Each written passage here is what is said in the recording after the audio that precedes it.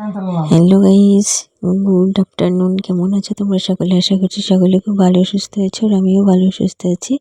আজকে সকাল সকাল সব কাজ কমপ্লিট করে এখন আজকে সেলাই বসিনি, কারণ বাড়িতে এসছে ননদ এসছে। আর এটা ভিডিওটা অনেক 2-3 দিনের আগের, তো ভিডিওটা শেয়ার করতে পারিনি, একটু প্রবলেমে ছিলাম।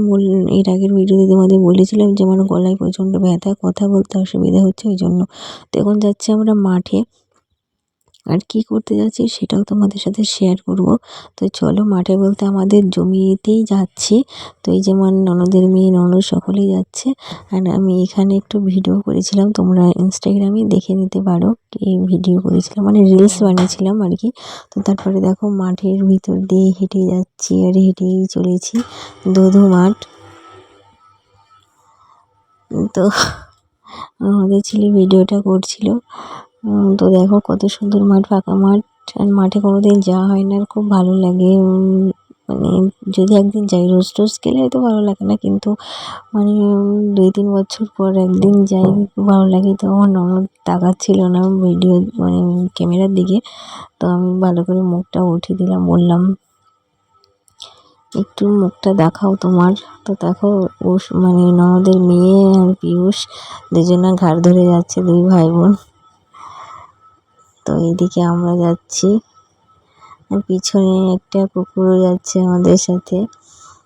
তো চলো দেখো আমরা যাচ্ছি। যে এগুলো কি বলতো, এখানে আমাদের জমি আছে, যেখানে তোমরা দেখেছিলে যে রাই শস্য কাটা হয়েছিল, রাই শস্য যে যেটা বলে সেটা।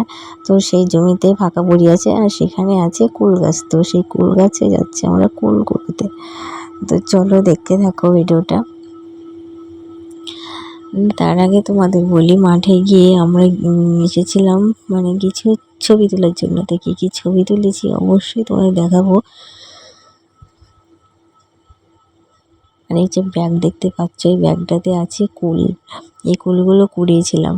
তো এই যে পিয়ুষের বোনও সকলে ছবি তুলছিল, তো সেলফি তুলছিল। এই যে কেমন হয়েছে সেলফিগুলো অবশ্যই জানিও কমেন্ট করে।